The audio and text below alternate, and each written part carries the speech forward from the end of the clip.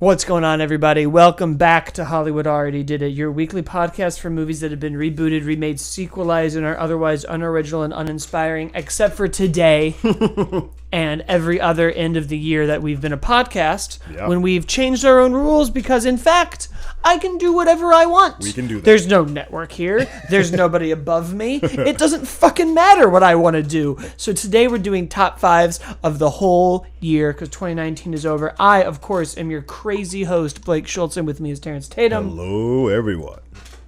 2019 is over. It is. Terrence, it's done.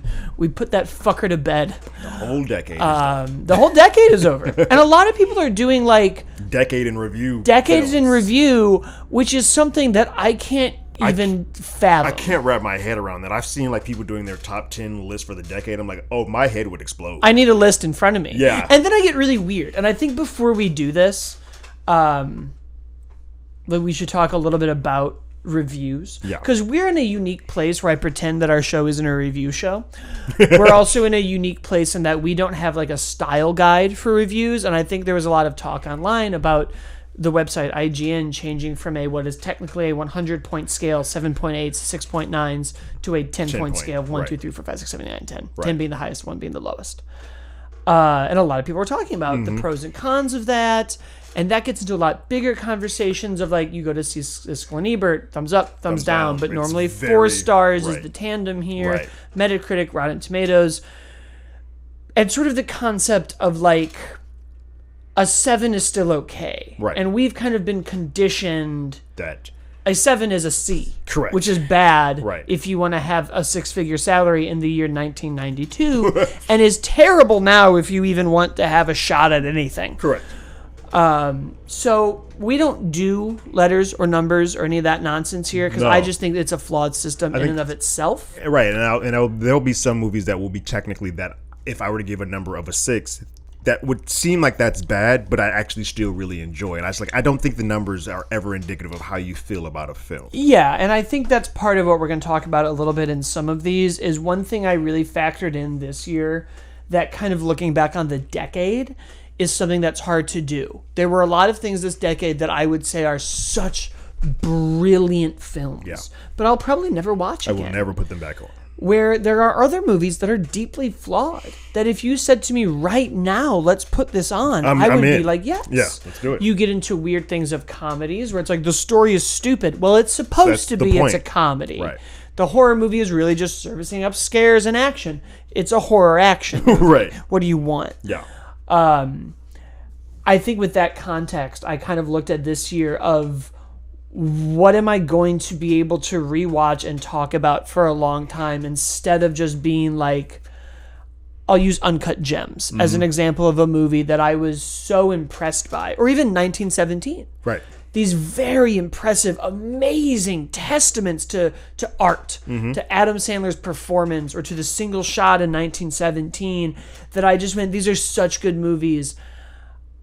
I probably won't watch them Yeah, and both of again. those films fall into the something that I go through with reviews is that I didn't attach to any characters because there's no real character study for either of those films. One person doesn't grow in Uncut Gems; he's the same person. And 1917 is literally just there for you to put it like on a roller coaster ride. It's an adrenaline ride, and that's great that it does it because it's visually stunning. But the characters, you're like, this isn't a character piece. That's not what this is here for. Right. So some films feel different. For me, my weighting of a lot of, especially on this list that I have this year, a lot of them are character pieces first, and I feel like this year that hit me harder than I would have probably 2 years ago.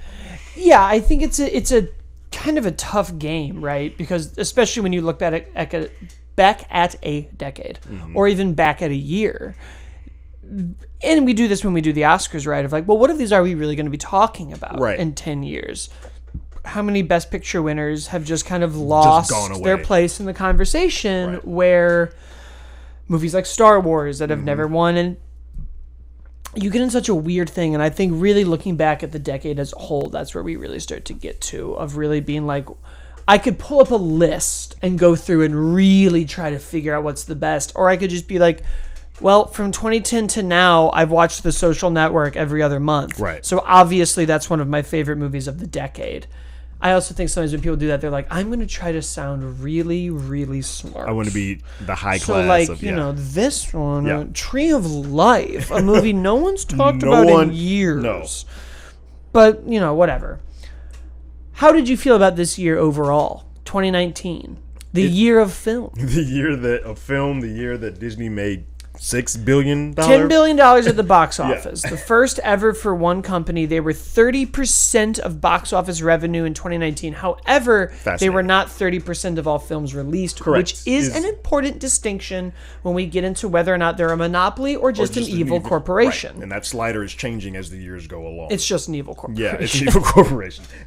It's funny because outside of one of their films, none of them are even close to being in my top 10. And there are a lot of their films that I've seen. I'm like, I forgot. Like Lion King, I don't remember anything about that. Well, I think they've milked my 90s nostalgia. Of all the things that I care about. Like Mulan's coming out, but I don't have any attachment to that film. The Little Mermaid, I hit or miss.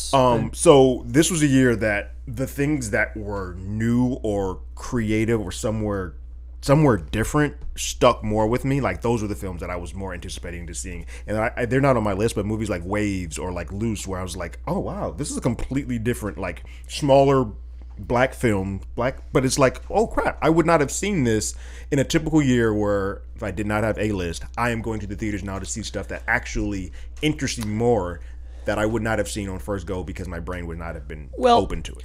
I think we're starting to see the... I don't want to agree with him, but I will. Bob Iger made a comment that I'm going to paraphrase. We do all of these big, giant tent poles because that allows us to make these smaller risks. Okay. And obviously the big tent poles are what you see in the marketing and the bus ads.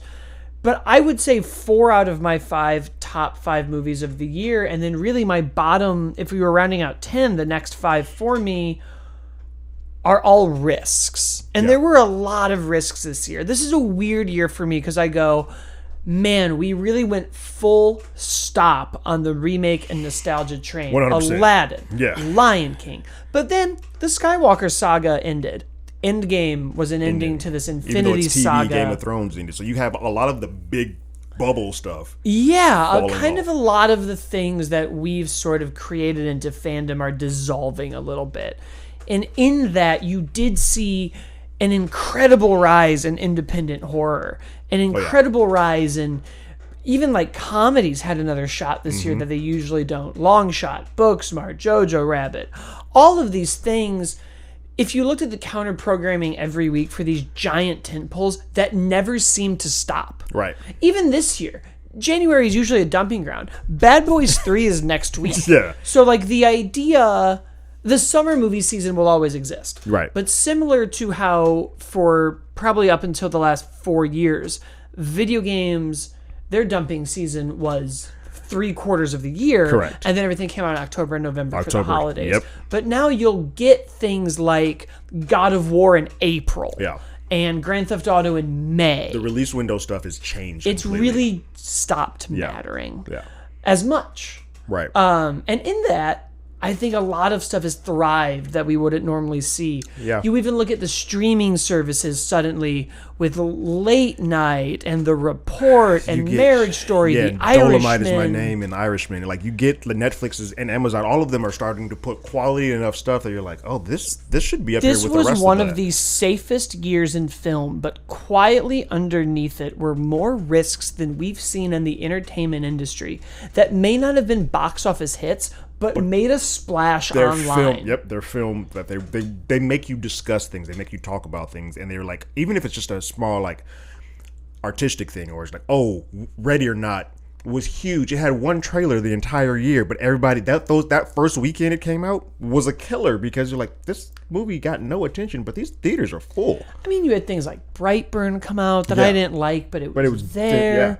Ma, a ton. Us came out this year. I will say this as a black man, because I think what we've always had was always slave films. And this was one of the few years where I saw, granted, the actors in both, and Waves, Loose, Us, Ma. You're starting to see The Last Black Man in San Francisco. I love. You get all of these movies which are telling different stories as opposed to the one story that you. They might all be smaller, but they are great. All of them Ma is okay, but all of them are really great films that I think you should take a look We're at. now at a weird place with movies where whenever someone's like, oh, it's all just remakes and sequels, where I'm like, well, do your homework. That's sort of like saying that there's no good hip-hop I was going to say, anymore. it's the same thing as people say hip-hop is bad now. And I'm like, well, it's not. It's You're the just same not way- doing the work. You're not doing the work. It's the same way when people back in the day would be like, they don't like this and this. I'm like, but you still have Jay-Z. These people exist. You're just choosing to pick on the things that are popular or making some more money. But these other folks are here. You're just choosing to ignore them. And I get it, right? Like when people are like, it's dead, it's on the forefront. That's kind of how it's always going to go. Right.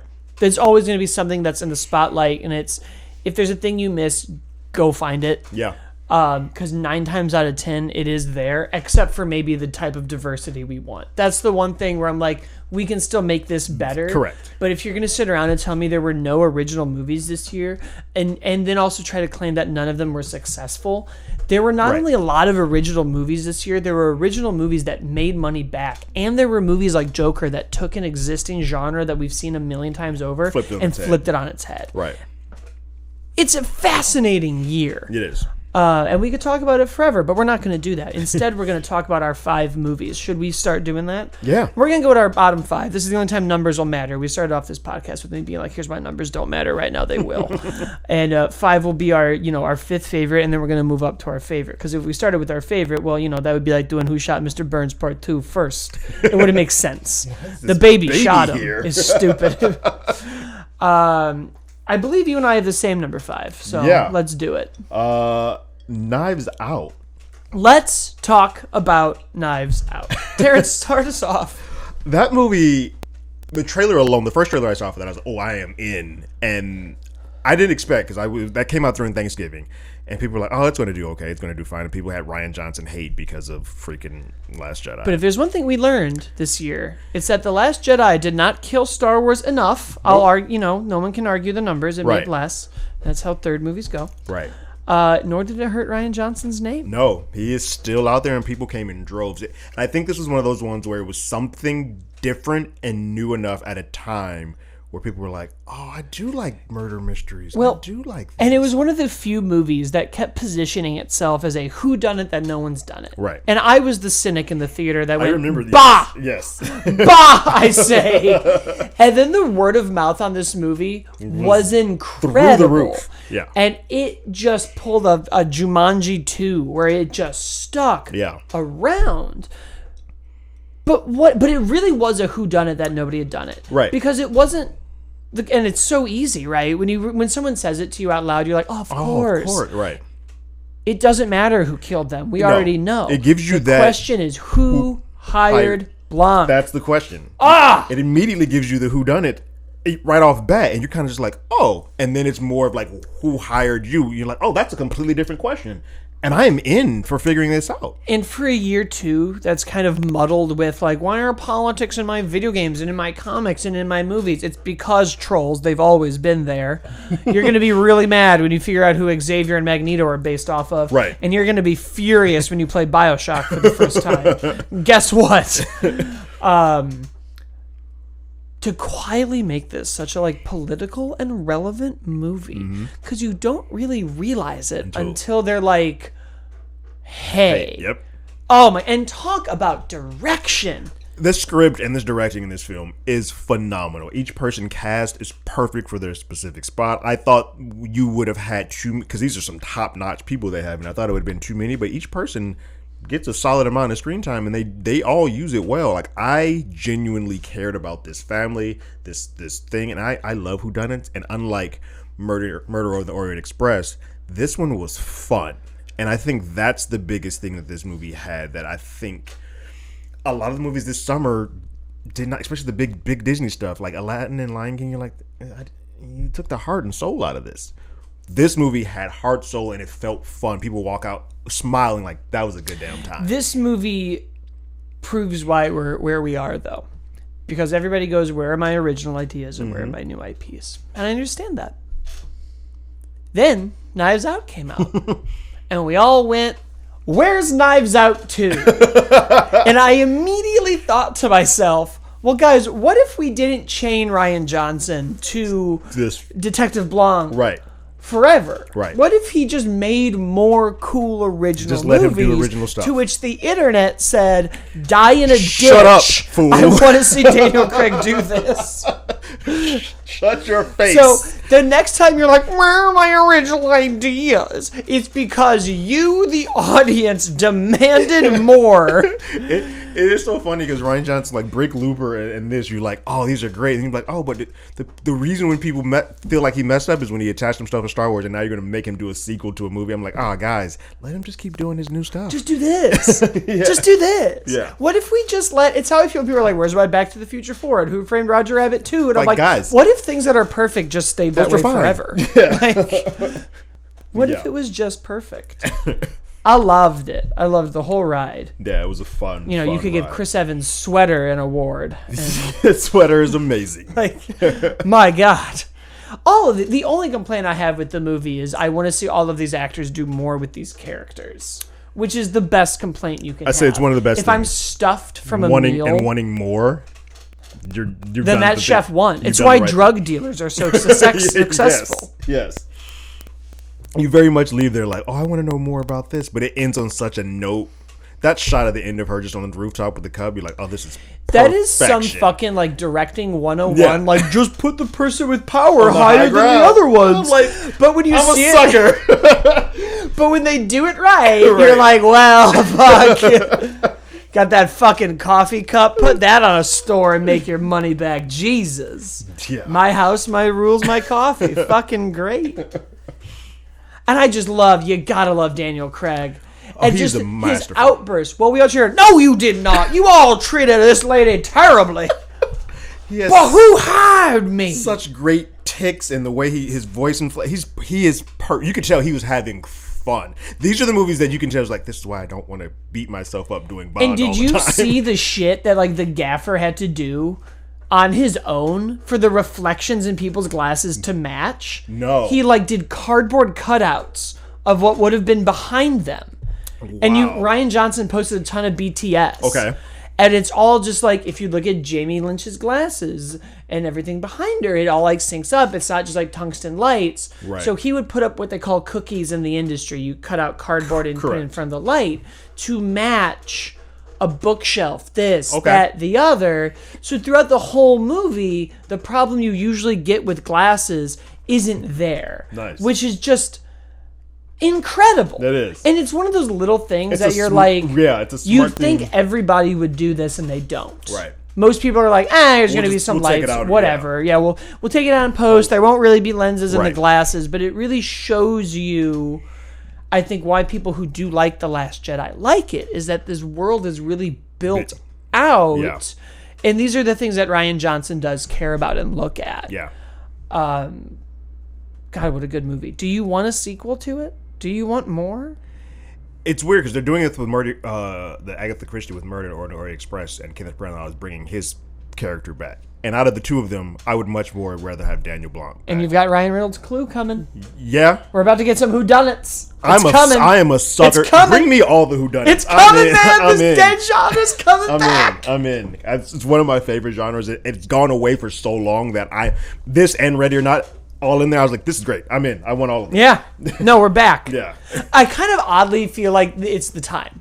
It's all the big fucking tentpole franchises are done. Let's do this. Let's get genre filmmaking back. Where it is just, hey, are you a sci-fi underwater fan? Here's Underwater. Yeah. It's not perfect, but if you like underwater scary shit, we don't get that 90s era B-movie stuff, and that just doesn't happen Where's anymore. My Clueless of the modern age? Yeah. Where is my Clerks where you're just working at a hot topic? Right. Get your shit together, writers who have chances. Yeah. I know what you're thinking. Why doesn't Blake go write it? Maybe he will. You want to move on to number 4, or should we keep talking about Knives Out? Let's do it. Number 4. Me first? Yeah, go for it. My number 4 was Marriage Story for Netflix. Let's talk about... This is going to be a lot... Are you timing this? I'm not. But Great. We're just going to go. Who the fuck cares? Yeah. Let's talk about Marriage Story. Man. So, this is one of those movies that I kept hearing about. People were like, oh, it's on Netflix. I'll watch it. And I was like, I'll get around to it. And it started getting nominated for stuff. And I was like, all right, well, let me go ahead and watch this. And Man, halfway through, I was like, let me open up some wine because, my God, this is an emotional flick.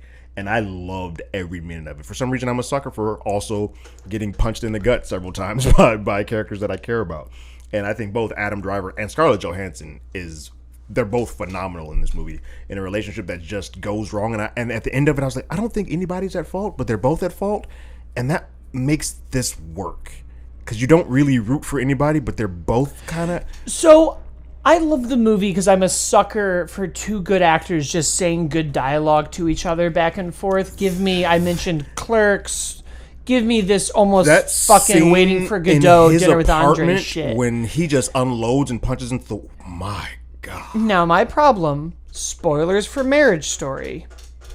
He did cheat on her. He did. Fuck this guy. Yeah. I talked to so many people who were like, I was so emotional and I cried.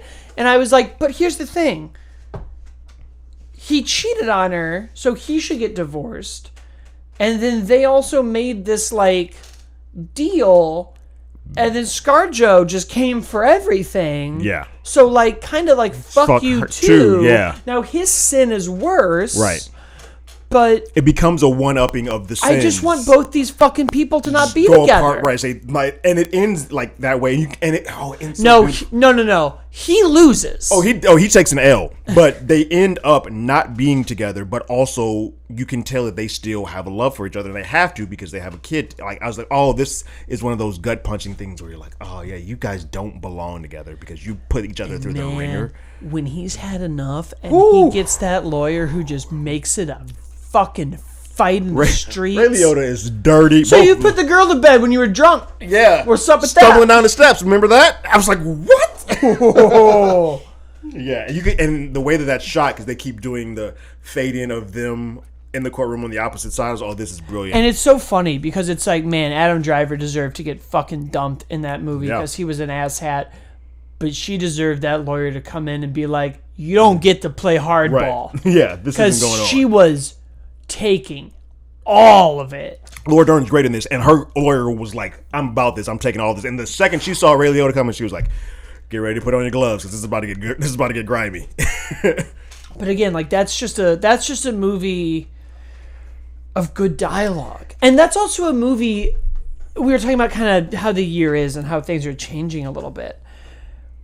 I don't think this would have done well in theaters, but everybody talked about it because it was on Netflix. And it's such a weird conversation now of like what belongs in a theater and what can have life. What's theater-worthy and what's not. Yeah. I think this movie would not have got done well unless they started getting nominations in a theater. I think this is a movie that as you're scrolling through Netflix and you recognize Adam Driver and you recognize Scarlett Johansson, you click that button, you're like, oh crap, this is good. It's also interesting how good word of mouth will make something like Marriage Story blow up, but good word of mouth will not get people to go see Booksmart. Right.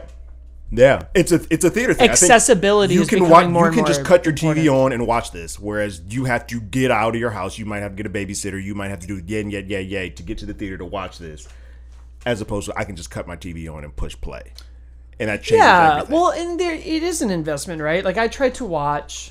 I was in Kentucky for Christmas for a while, and I have an AMC A-list, and it turns out in Louisville, Kentucky, in downtown Louisville, Kentucky, which is a silly sentence, but they do have a downtown. I'm from there. I can make fun of it.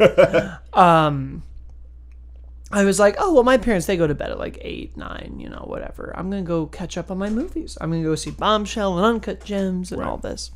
The closest AMC was 13 miles away from my hotel. And I just didn't have access to a car, and I didn't want to take a Lyft every day. And I was like, what a weird city. Yeah.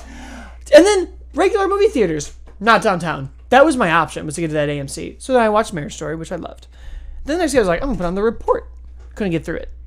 And had I paid for that ticket, I would have had to sit in that theater. You've been stuck. $20 in the hole. Yeah. And on Amazon, halfway through, I could just go, wait a minute. Never mind. I was alive in 2004. So I know that we tortured the shit out of these people. Yeah. I don't need to watch Adam Driver talk like Kermit the Frog and explain it to me for 2.5 hours. I will say it is wild to see Adam Driver in 3 completely different roles he within fucking less owned than a month. This year. Right. Like, it's his world. We're living in it. I was like, man, you are and killing three this shit. different, Very different. Oh man, Yeah. but back to Marriage Story, man. I mean, what a fucking tale.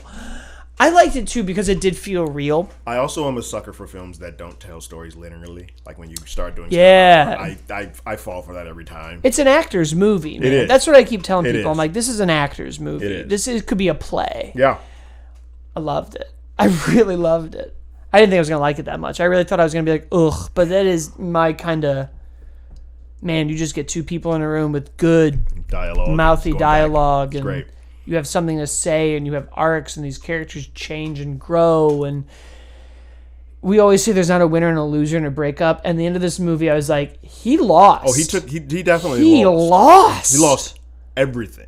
Like, it's... Having and to move, I but don't- he gains his relationship with the kid, and I think that's where you're like, okay, you did lose this, but you gained a completely different relationship. I just think if I could change one thing, if you really want to make me care about these people, he doesn't cheat on her. Because that's where I'm just it's like, a weird thing because get it's dumped. it's a throwaway thing. Get dunked on. It happened, but she seems to accept it. And I'll say this: in marriages, when you're in a long-term relationship, cheating isn't necessarily a deal breaker. So I can see how this film almost caters it as if she was like, yeah, he cheated, but that's not that big. Like, that's not that big of a deal until her lawyer makes it like, yo, you got cheated on, and he didn't give this up. He didn't give this up. He said he was going to move here. He cheated on you. That should be it. End of it. And this film does a pretty good job of not pointing so much at the cheating as being the issue that was the deal breaker. Well, because it's the thing that breaks her back. Right. Because she even has that line where she's like, if he had just supported me, right. I don't know if we'd be doing this. Yeah.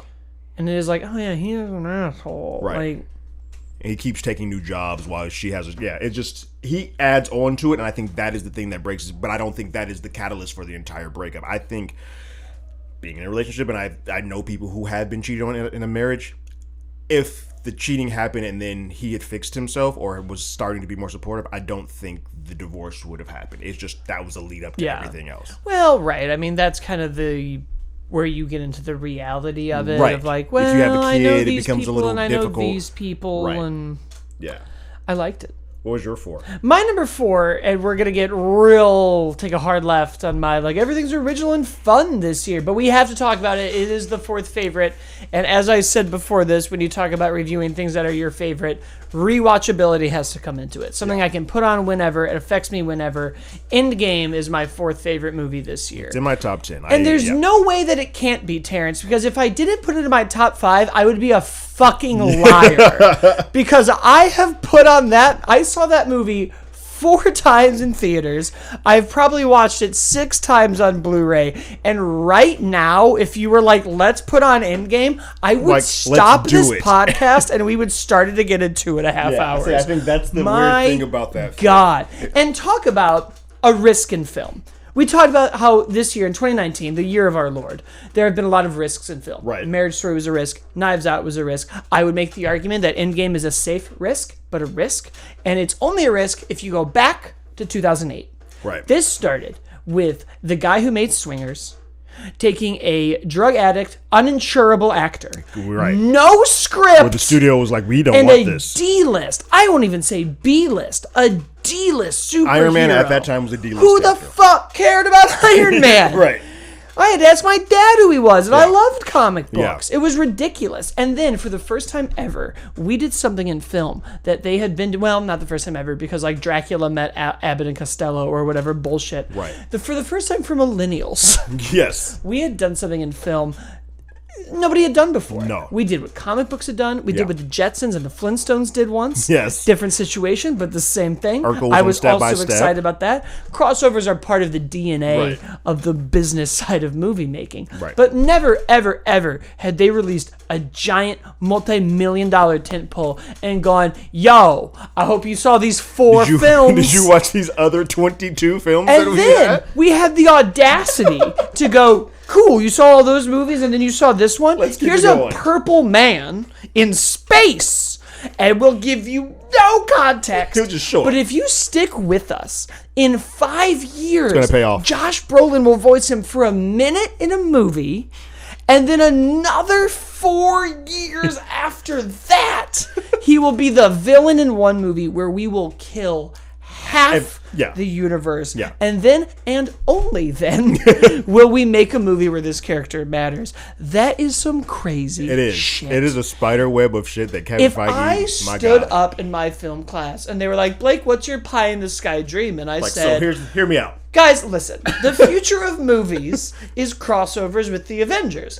And they're going to make all of these characters. Yeah. Black Panther's going to be nominated for an Oscar. Yeah. They're all going to review bomb Captain Marvel. They would have laughed me out of the room because that's preposterous. It's insane how it's this a has worked. preposterous sentence. Yeah. But here we are. And let me tell you, that movie is a testament to writing, producing, cinematography, acting, and every time I watch it, I notice new things. Yeah. My new favorite Robert Downey Jr. moment isn't I am Iron Man. It isn't I have a daughter. It's when he's sitting there with Iron Man and he's like, and now we have a chance to bring him back, to bring everyone back. Ant-Man. And he's telling me, that's right, I won't. You won't even. That's right, Scott. I won't even. He's so quiet. Measured. It's perfect. He just doesn't care. Yeah. He's out. And that's how you do it. That's how you do it. You write a script, and there's always supposed to be a character arc, right? Right. If your characters aren't changing in your script, you're not writing. Correct. Or you have a different point, you cannot change in your movie. But if they're not changing for a reason, then you have a problem. How much left is there to do with this guy?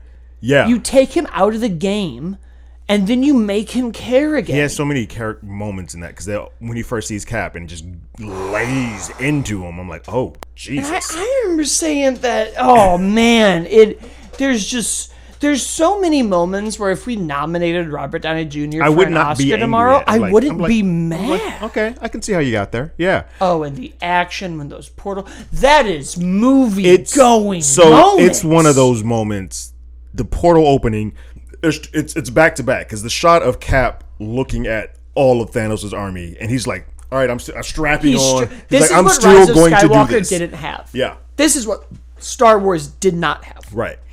Cap sees an army, broken shield, grabs the leather, makes it tighter than ever. You see a painting in front of you of this army. Massive. What do we get in Rise of Skywalker? Fucking Poe Dameron sees everybody, and then is like, I think we should give up. No! Give us my in-game moment. Then you hear that on your left, and I went to saw it in theaters 3 times, and each time, even if people who had seen it before, that place explodes. It's like a concert. And that's a feeling that even when you're watching it at home, you still get that, because you're like, oh my God, I remember how this feels, how this felt, all of this. This is the shit that when our parents saw Star Wars for the first time and were like, wow, this is making that we're going to be like, for every single independent movie I'm going to talk about after this and be like how important and relevant, you cannot deny the level of blockbuster filmmaking we have achieved. When you have a blockbuster film that gets multi-audiences of cultures, races, ethnicity, it doesn't matter.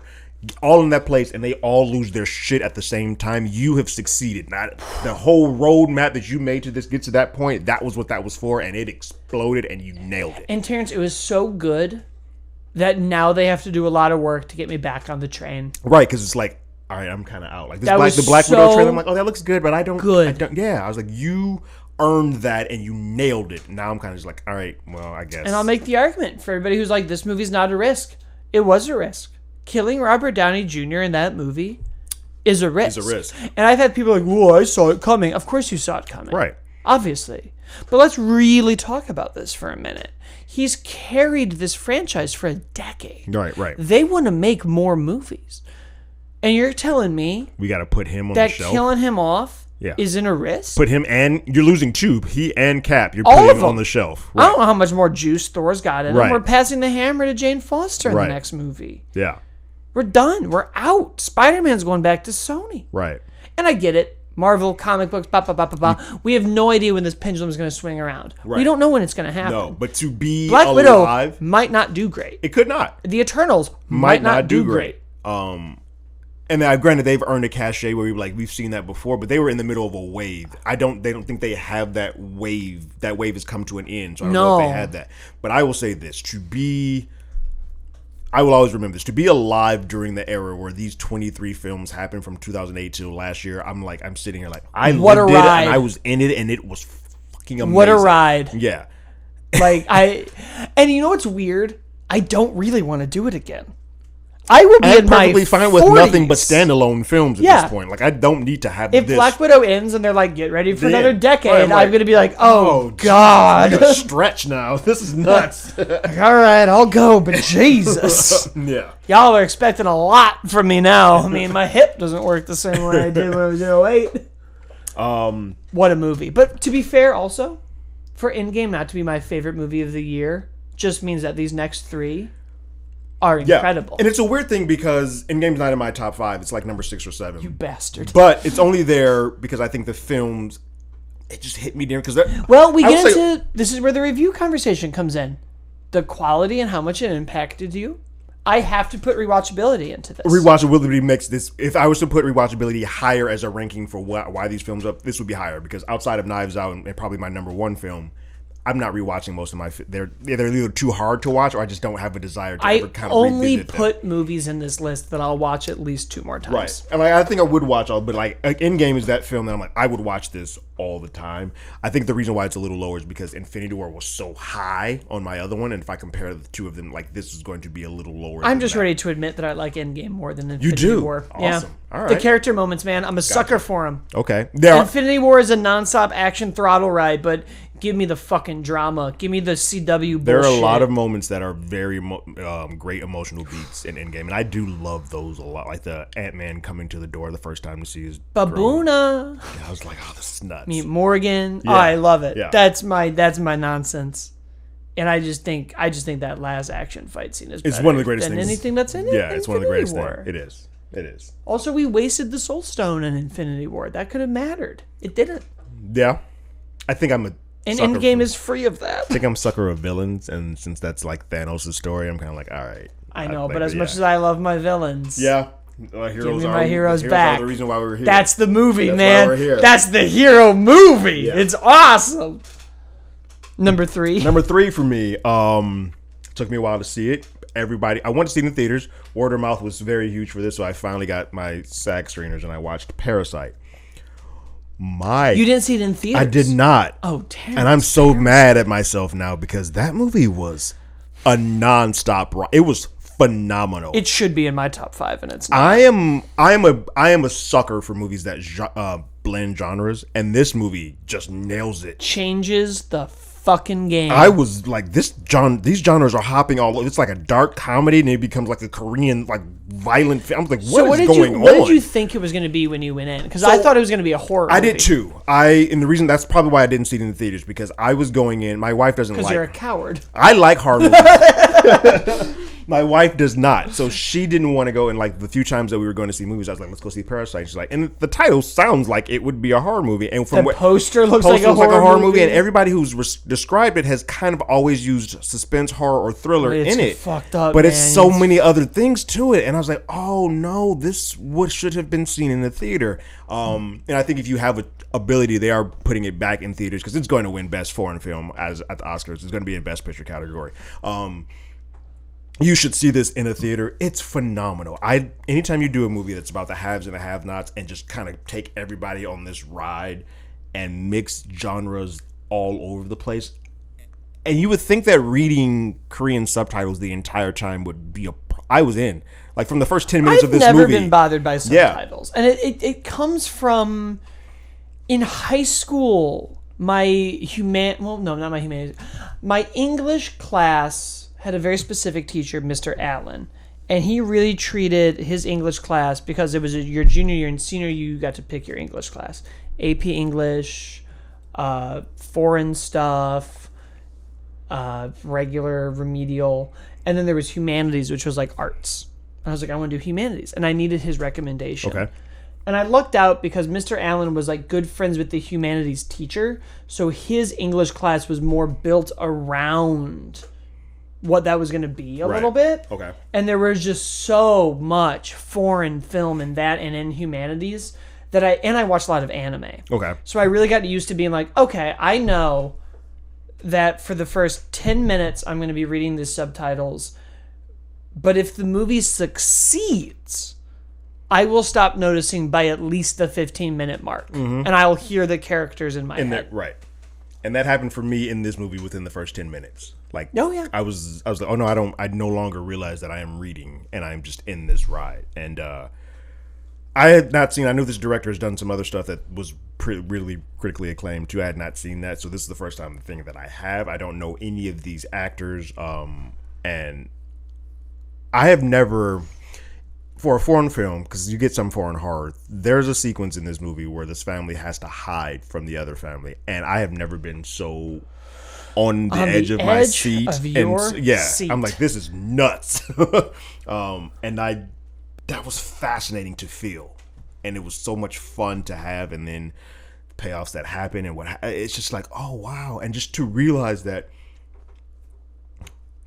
these people start this movie off broke and just use their brain power to get in, and you kind of just like, oh, these rich people don't give a damn about you. And because they're not bad people. It's just, they're just kind of ignorant. They're just idiots. And you get that when it's like, oh, thank God for this rain, and the rain like ruined their home, and then they speak down this smell, and the smell crosses the line. Yeah. I've been kind of wrestling with spoilers, the big murder at the end, of like, well, I get that he's mad, and I get that his daughter's dying, and he doesn't know if all of these people are okay or not. And he stabs this guy because he reacts to the smell of a dying man who's also impoverished. I can't decide and I think this is why it's not in my top 5.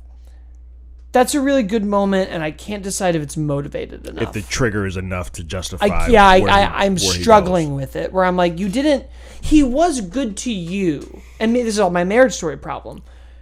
You also usurped your way into this home. You're right. I said you did a dirty, underhanded thing. You also murdered this guy's wife. Even though that inadvertently. Yeah. So, and you did. Like, it's not like you weren't aware that she is deceased. Like, they almost start to feel like Ocean's 11 type people, where it's like, well, how often are you grifting? Yeah, it's funny. People? I honestly feel more for the kids of that family than I do for the adults of that family. Of course. And so I agree. When he does that, it took me out for a minute. I was like, wait, I know he said smell, but he's talking about, in reference to this time, he's talking about the other guy who he's covered in blood and had been in a wall for like years. Yeah. So I'm like, he is going to have an odor, and I don't know why that triggered, but I guess I can just say this: if you are that poor and you've been living in this house or staying in this house or visiting this house, who's got everything, and this person just keeps harping on it, could just be a PTS type of thing where you're just like, I mean, I get it, right? When you see that world, right? I grew up in the north side of Chicago, I know that world. And I think it helps too that he went back home and all of his stuff was flooded, and like his he was just at the end of his rope, right? Yeah. Because I think if that hadn't happened, I kind of agree. It's like you still have a way. Like he probably was. No one's dead yet. Right. Right. Yeah. And really, and maybe this is capitalistic thinking that they want to get me out of. If I'm a father and I'm providing for people, I think there's always going to be something in the back of my brain this is going to sound really fucked up. I can't kill anybody now. Yeah. Like, right. All you've done is now take yourself off the board. Is make your son now have to do this whole other thing. Right. I think that's why it's in my top 10. Yeah. It's a very good film. But the hang up for you is that's my little thing. I get it. Maybe I'm just too wrapped up in capitalism. I get it because it took me a minute too. I was like, well, why would he just outright just go and attack this person, especially since they had been pretty much nothing but nice to them. That's my other thing. Is I'm like they've been. I know the good. smell thing, but even that he didn't say it to your face. He was saying it in a conversation to his wife where he did not know you were around. Yeah, and you've been shit talking these guys and fucking up all their stuff. Yeah. So. It's so good though. is really it's so well done. funny. It is very funny. And like strap on, because Yeah. I don't know about you, but my top 3 are almost all like, let's get silly. yeah, it's some. This is where like Blake's movies are back. We're back, baby. Yeah. I've been all superheroes. If you talk to friends of mine, friend of the show, he's been on the show, Matt Konopka. He does the Killer Horror Critic show, and you should listen to it. But he often would criticize me for being all superheroes and out. bullshit. Yeah. And he wasn't wrong. But what he didn't realize is that Blake's real movies weren't being made anymore. Yeah. Which is my Judd Apatow comedy drama, weird bullshit. Let's get into it. What's your number 3? Now we're getting into my nonsense. That was my 3. What's your 3? Oh, I'm on 3. Yeah. Ready or not, baby. That's a It's fucking gonna get movie. weird and comedy and horror, and let's mash some Another shit genre, together. another genre masher, which I love. This is another one that I'm like, how did no one else think of it? Yeah. How did no one else think of this? It's just a game. Yeah. It's just a game, and what a game. Samara Weaving Oh, she is a. should be in every She's movie. a doll. I can't wait to see Forever. Bill and Ted. I'm all in. She's And like normally, fans of the show, you know, I oftentimes will see a movie and be like, but why now? yeah. And sometimes that's very good. Sometimes just make a great movie. This movie, one location, one easy setup, one execution, and it keeps you guessing. It does. Because I kept thinking we were going to get into some cabin in the woods nonsense. Where it just goes Where it just gets completely- so big. Yeah. And this movie, the whole time you're like, well, is there Are something they? mystical? Is this crazy? Or is Or this no? family They're just just crazy? nuts. Right. And then when it is mystical, it's not so insane that you give a shit. No. And talk about another movie And then where her I'm reaction like, to it is just like brilliant. it would be so easy to make these movies forever now. Yeah. Don't. I don't want Don't- that. Like this don't should be do the it. treat that we Don't have. do it. Yeah. Sometimes things should just be awesome. Yeah. All of these characters, and you take so many good people. Everybody in this movie you care about. Yeah. And that's what I love. Even the crazy people. Even this dad who believes so strongly. I say he has a He's belief like- in this. He's like an older man who still is like Reaganomics was going to Mm-hmm. work. The Big Short wasn't our fault This if you had is- just paid your mortgages. This is what this family stands for. The- We have to stay by these principles, these blueprints. Oh, the Yeah. conviction he has. Yeah. He doesn't want to do it, but these Yeah. are the rules. These are the rules. I'm providing for my family. I love. Unfortunately, that means we now have to kill this woman. Yeah. But we have to do it or we're all going to pop at sunrise. I loved her brother-in-law. He was fantastic because he was torn. Like, look, you Done need with to it. get the hell out of this. Done with it. Yeah. Doesn't want to be a part of it. We're hates crazy. it. Yeah. Doesn't like it. Dies for the cause. Yeah. What a great arc. Yeah.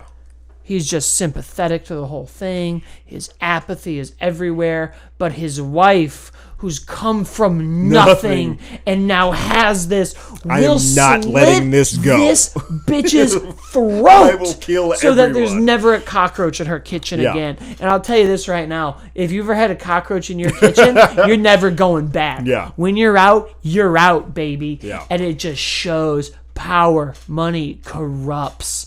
No one cares anymore. Yeah, it's so good. And just in the middle of this, and if Samara Weaving hadn't killed the mother, she wouldn't have lost the husband. Yeah. But she would have lost the husband anyway. Right, because he was. That's the best part of Yeah, this. he eventually He's was complacent. completely- Yeah, he is within this family. He's a part of them. God, and what a hard genre to do. The It is. horror comedy genre. That's one of the most difficult genres to do and do well. And I like Cabin in the Woods. It's one of my favorite like overall It just films. gets It just goes so Yeah. CGI bombastic. Yeah. And Ready or Not keeps itself practical. pretty contained. We've heard the audience. right. More practical effects. Yeah.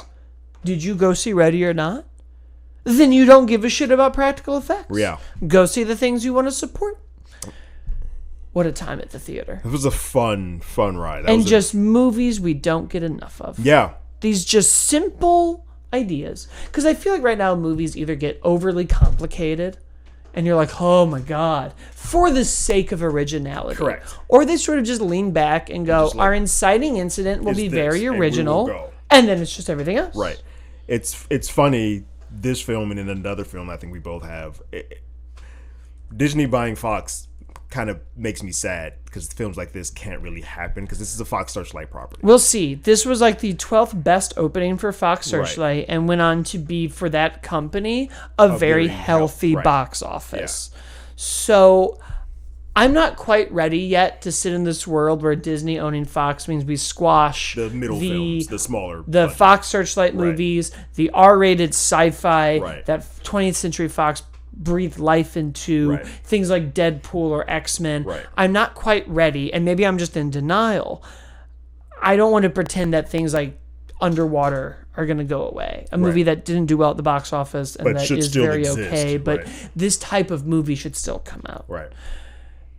And I think Disney is smart enough to have the 20th Century Fox banner and the Fox Searchlight banner and just let those brands play. Right. But I think they might be a little bit more savvy than 20th Century Fox was towards the end.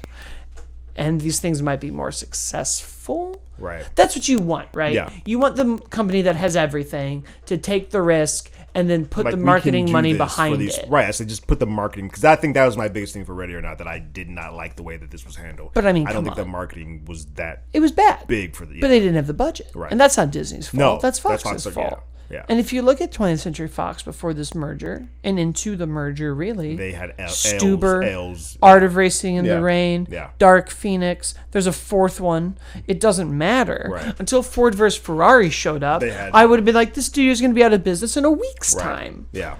So we'll see. Yeah. All those people are still working there. They're They've just the mass layoffs that I was predicting did not happen. No, the only thing, I mean, Fox 20, the 2000... That's gone. The book stuff got I thought they were going to gut the whole thing. I did too. The fact that stuff's still moving around, they're kind of still letting Fox, for the most part, operate as an entity within itself, with Disney kind of just overseeing things. Well, look, who knows? Hopefully that sticks around, because I do like, at the end of this year, everything that Fox Searchlight and Fox, because like Ford vs. Ferrari 2 released was solid. It's possible that they'll keep Fox Searchlight and let them do their thing and just tell 20th Century Fox to get their shit together. Kind of treat Fox Searchlight like they did back in the day with Miramax. Like, you will now be our new Miramax. Yeah. I think that's what you do, right? You keep Hulu for... Right. I mean, they're letting New Mutants come out. They are. Maybe, right? It has a date now. I think it literally has the same date it had. It was April before, yeah. My number two is Queen and Slim. It's interesting for me. That movie, outside of the number one film, are the only two films that I actually like shed tears for in the theater. Like, it hit me hard. And I know this is a film that definitely has some, like, okay, I gotta take some moments of disbelief because this doesn't seem like this would actually happen. But I like the characters so much. It's another character movie. I like the characters so much that when it's all said and done, I can kind of forgive a couple of things that, like, don't quite make sense for me. It's a very good movie. And it's shot amazing. It's shot very well. Yeah. And I'm going to say something as a white man.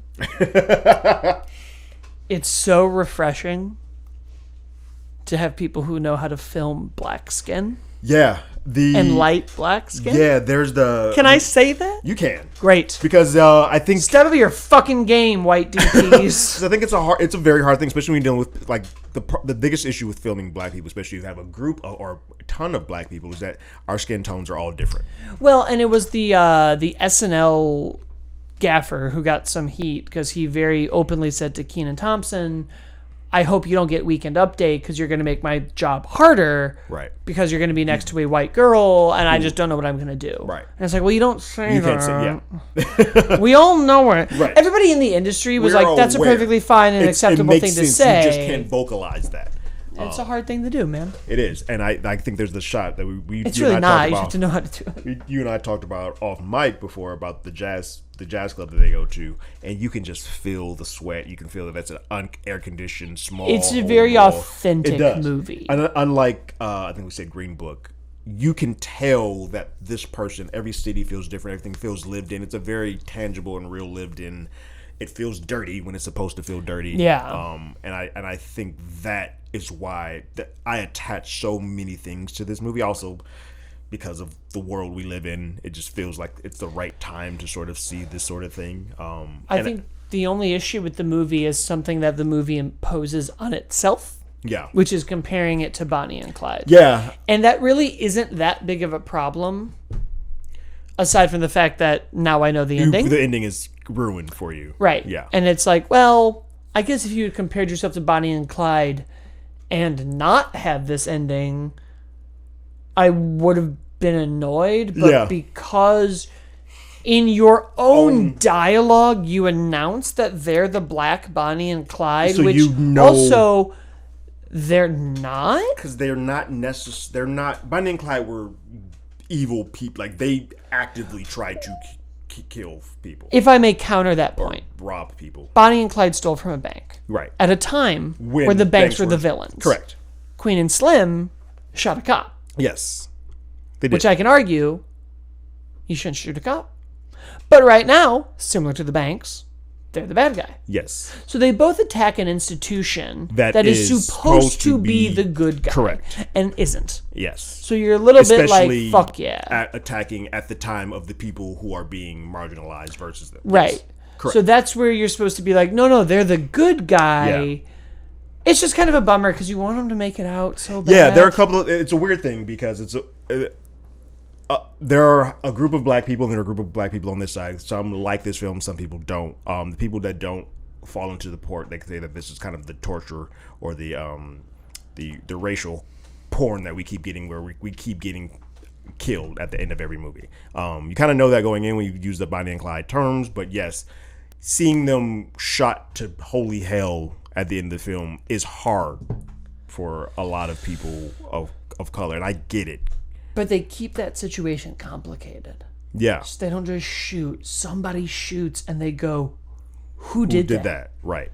Which is like great. And I think for me why it works is that there is no real bad person because the person that put them in that situation is also black. That's what they do so well in this movie is it isn't about race. Right. It's about race, but it's also not about race. Right. It's really about good and bad and kind of the prejudices that we put on the concept of good and bad. Yeah. Because like I just said earlier, to play devil's advocate to myself, the cops are supposed to be good. Right. The banks are supposed to be good. These are things that we want to be good. If they're bad, it fucking falls apart. It does. It gets messy. People who hunt the bad guys shouldn't be bad guys. Yeah. But they are. It's such a... As I went back and like watched this movie when this movie was over and I sat back and thought about it, I was like, oh, the bounty of this movie happens when they're in the house of the rich white, well-to-do white people who have a bad mortgage on their head. They who want to help them out. But they want to help them out. And I was like, they're not going to drop a dime on them. However, if they run into another black person, it can go either way because they might need to have the money to... And I was like, and it happened. I was like, shit, that's a really well done... It's definitely one of those interesting movies where on its surface, I can just be like, it's Bonnie and Clyde, you know how it's going to end, don't go. Right. But then I'm like, but if you really want to have a conversation about this movie, it's a lot. And that's why I'm like, don't just say you're the black Bonnie and Clyde. Yeah. Because now you've tried. You've put yourself into this hole. You're trying to make it more accessible. Right. But in doing so, I think you're making a lot of people be like, okay, so I know the ending. Right. And they do. And they do. And that's sad. A shame. Yeah. Because there's so many more complicated themes in there and interesting characters and even hypocrisy in what those characters do. Correct. The God-loving lawyer locks a cop in the trunk. And is the one essentially responsible for them getting into this mess. Yeah. The whole thing. Yeah. So that's a fun talking point. Yeah. You get into this weird thing where like then they meet another cop who's like, look, I'm with you. I know people in that city who are bad and they don't trust him. And it's like, well, maybe if we had trusted this guy, this wouldn't have happened. You get into legacy. You get into black people honoring them and respecting them, but doing it for the wrong reasons, looking at the wrong things that they like, the actual killing as opposed to you guys standing up for yourself. It's layered. But when you say Black Bonnie and Clyde, it becomes very simple for people. Yeah. Oh, I don't need to see this. They robbed a bank and they died. Yeah. Like the end. Right. Cut to black. Yeah. Or white. I liked it. What was your number 2? Booksmart. Yeah. The unsung hero of 2019. The little engine that couldn't. Yeah. I love this setup for a movie because it will always speak to all the things I thought high school would be. Mm-hmm. But this is also similar to, if I may, Queen and Slim, Black Bonnie and Clyde. Not really what it is. Right. We all thought this was girls super bad. Yeah. It's not. Not. What I love about this movie, and I was going to put it on my top 5 list anyways, because I was like, it was fun, and people should see it, and support it, and it's important. But I just rewatched it on a plane coming home from Illinois. And it's just so funny. It is. And not only is it funny, and not only is it a much more empathetic version of Superbad, all of these characters have an arc. There's kind of a meaning behind it. They nailed what I had to deal with in high school, where I all of a sudden was like, wait a minute, I'm like a C student. I understand the A students who are killing themselves doing better than me. That's what I'm rebelling against. But you motherfuckers who are drinking, I'm not drinking because I'm a good kid, Are still getting to the same. are also getting the A's? But that's. Fuck this. Yeah, I was like, that is awesome. Like, what a great inciting incident to just be like, I'm on my high horse. Oh, you got it too? Right. And you have a more fulfilling life than me? You got to live your high school life. Fuck. Yeah. That's so good. It is. And all of these characters are unsung high school heroes. Yeah. And kind of like, they don't really do any like loser cool kid tropes. And instead they do what I think is a much more realistic version of that, of just like, these people know their circles. Yeah. You have the theater kid who's doing a murder mystery. Right. You have the cool kids who are playing beer pong. Everyone kind of knows their place and accepts it, which is, I think, much more what it is than like the 80s. Yes. Or even like The Simpsons, Nelson beating up Bart. And I also love that this movie does a good point to prove out that even if you're in one of those cliques, you have a hybrid. You're a hybrid. You can kind of move around. You can move around, because when she goes to the party and hangs out with the guy that she thought was the jock who wasn't paying, he can converse with her and have fun with her just like he could anybody else that was. It's an interesting movie that I think the main theme of is people are more complicated than what you see at a face level. Right. Which is one of the hardest things to learn in high school, because you want forever To be your brain cut and works dry. better when you put things into a black box. and white. Yeah. And it's a lot easier to be like, well, they all went and partied because they're partiers, but I am an A student. And then when you find out that people can do all of it, Right. it does kind of It fuck breaks you. you You're up. kind of like, wait, what? Like, wait, I could have done all this? Right. Like, are you kidding? Yeah. Like, oh no. Yeah. They deal with sexuality. They deal with, in a weird way, your own presumptions of people. The character that the girl is into, who's a female, isn't gay. Right. And I think they did a very good job of making her a stereotypical What you would gay consider girl. to be the And then you're like, oh no, I also have assumptions. Right. It's like, I am also the problem. It's funny, it's charming, it's well directed. Heartbreaking too. Like that whole shooting under the pool and coming out and seeing that gutted me, and I was like, oh god, I'm a teenage girl right now. What is happening? All the beats are, it's Yeah. firing on all cylinders. It's a shame. I think about Marriage Story, and a part of me is like, maybe this would have just done better on Netflix.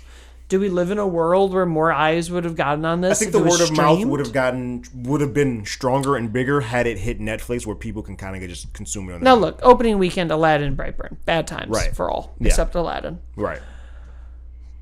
But it's a bummer, because I think this is probably one of the. I talk a lot about wanting comedies to come back, and Blockers and Game Night happened, and Tag happened, and the like sex comedies that I Yeah. grew up with, the Road Trips and American smart Pies and sex Austin comedies. Powers, probably are done. Right. But like, let's make way for these really smart Yeah.